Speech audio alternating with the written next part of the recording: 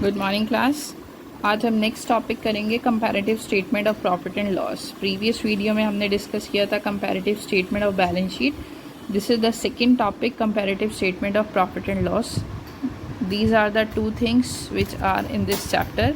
जो balance sheet का format है वो मैंने आपके साथ कल डिस्कस किया था। आज हम डिस्कस करेंगे statement of profit and loss का format. As per companies act we are preparing the statement, comparative statement of profit and loss means हम प्रीवियस ईयर से अपने प्रॉफिट्स का, अपने रिवेन्यूज़ और एक्सपेंसेस का कंपैरिजन करते हैं कि करंट ईयर में वो इंक्रीज़ हुए हैं या decrease. The format is same again, there are different columns. पहला particulars, then note number, previous year, current year, then we have change, increase होगा या डिक्रीज़ होगा। फिर हमारा कॉलम होगा परसेंटेज चेंज, इंक्रीज़ या डिक्रीज़, कि परसेंटेज की सेंस में हमारा इंक्रीज़ हुआ है या डिक्रीज़ हुआ है। Look at the format in your book only.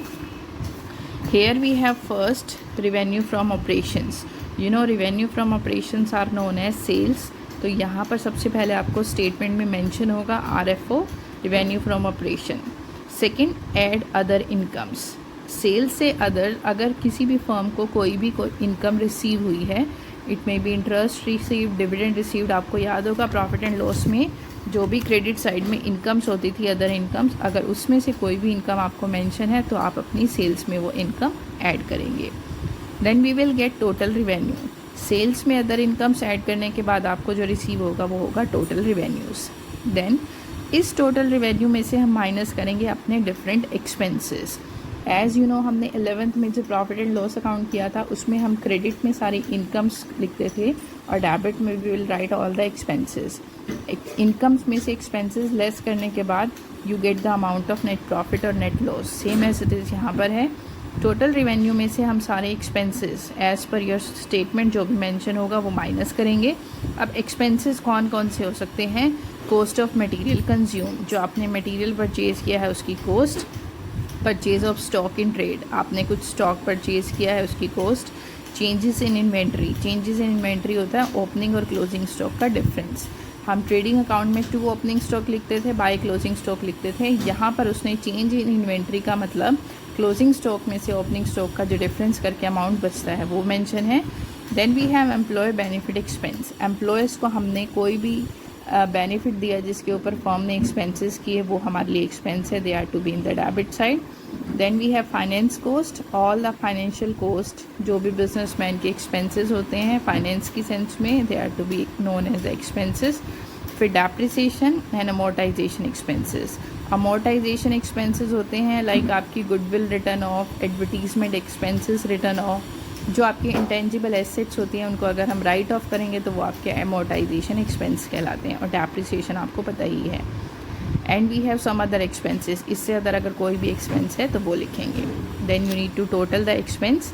Total revenue में से टोटल एक्सपेंसेस माइनस करने के बाद आपके पास बचेगा प्रॉफिट बिफोर टैक्स। पे द टैक्स, लेस करेंगे tax, this is the last one, profit after tax. ये हमारे पास बचेगा आफ्टर टैक्स प्रॉफिट। ये जो इतनी सारी टर्म्स आपको मेंशन है, this is the maximum thing which are mention as in the format. इसमें से ज़रूरी नहीं है कि हर चीज़ आपके पास आएगी, आपके पास मिनिमम एक चीज़ भी हो सकती है।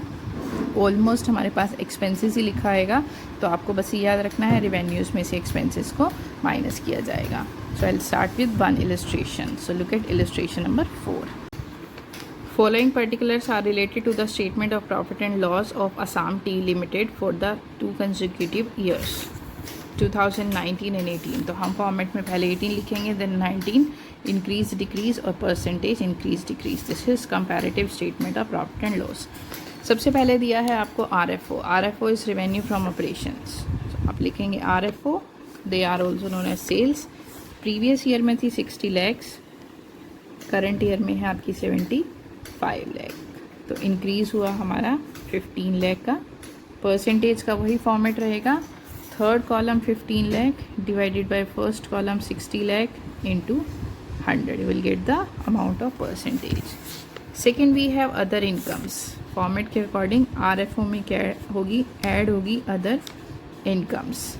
अदर इनकम्स हैं प्रीवियस ईयर में 150, करंट ईयर में 120, तो ये आपकी डिक्रीज़ हो गई bye ₹30,000 negative.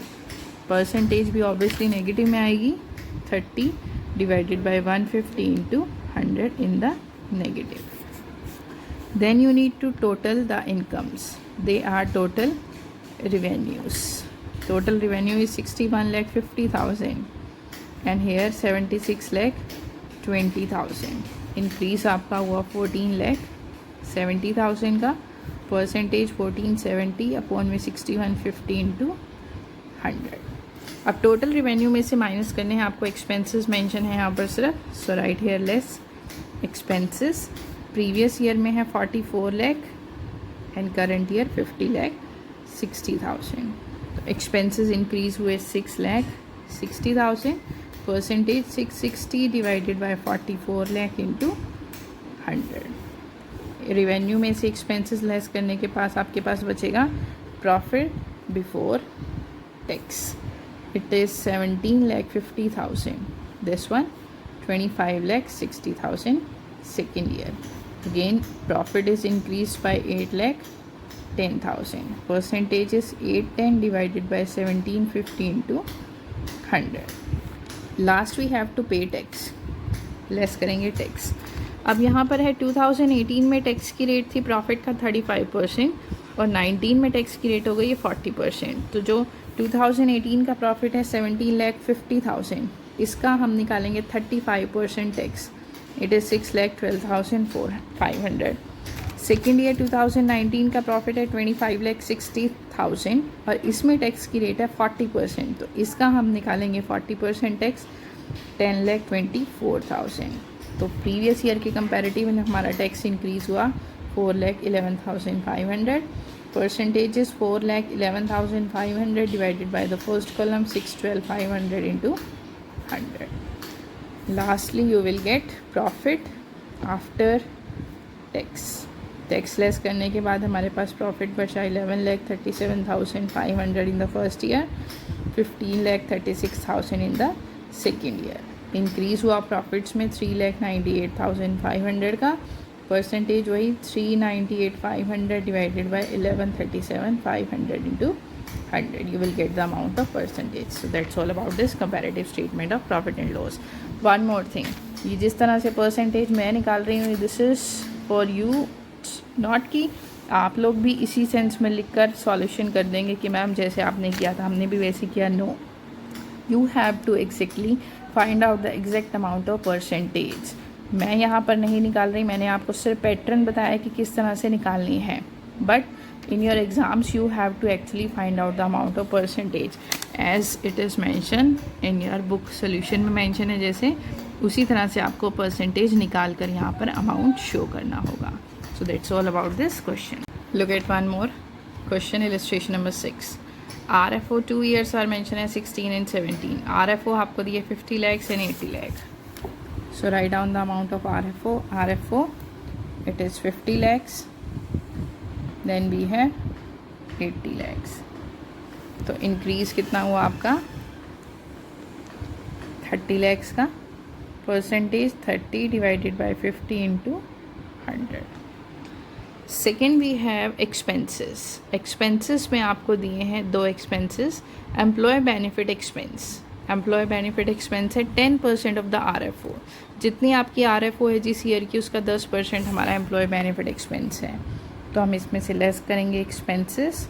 Firstly we have employ benefit expense. They say 10% of the RFO. मतलब फर्स्ट ईयर का एक्सपेंस है 5 लाख, सेकेंड का है 8 लाख. इंक्रीज़ हुआ 3 लाख. परसेंटेज वही 3/5 into 100. Second we have other expenses also 10 and 12 lakh. तो other expense 10 lakh in the first year, 12 in the second year. Increase हुआ 2 lakh का. Percentage 2 divided by 10 into 100. अब इनकम्स में से हम RFO में से हम एक्सपेंस माइनस करेंगे तो आपके पास बचेगा प्रॉफिट बिफोर टैक्स. 50 lakhs में से ये 15 lakh माइनस किए इट इज़ 35 lakhs. 80 में से 20 माइनस किए तो इट इज़ 60. इंक्रीज़ हुआ 25 lakhs का.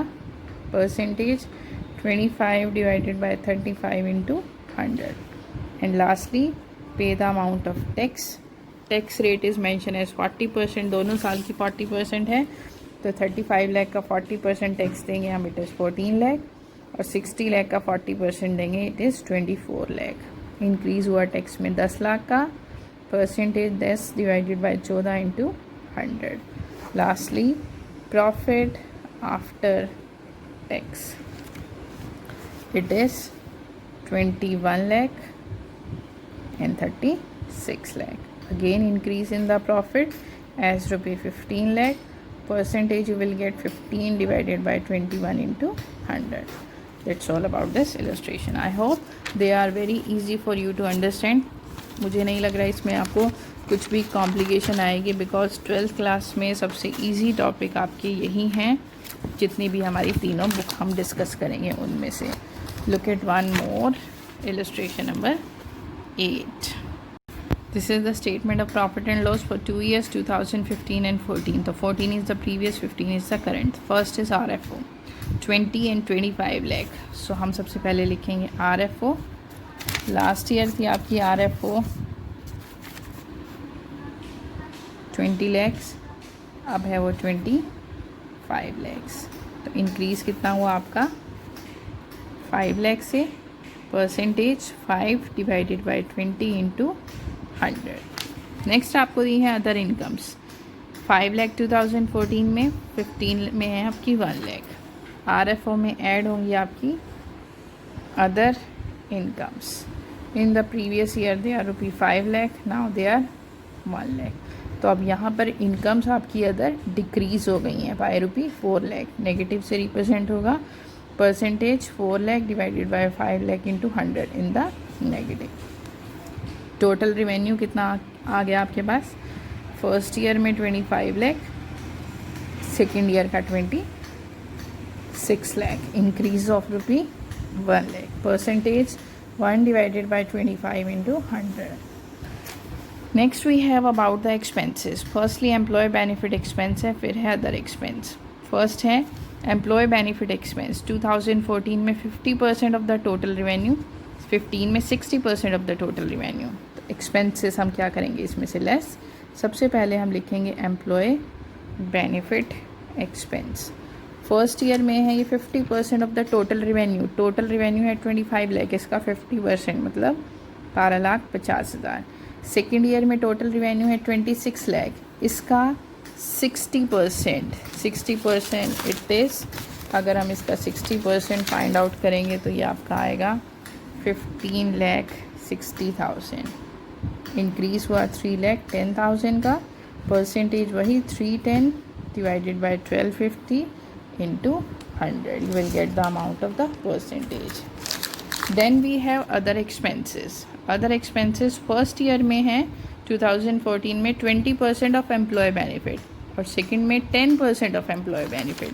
तो हम 2014 का other expense, they said 20% of this, 20% of 12,50,000 employee benefit का 20%, 12,50,000 का 20% अगर हम निकालेंगे इट इज़ 2,50,000।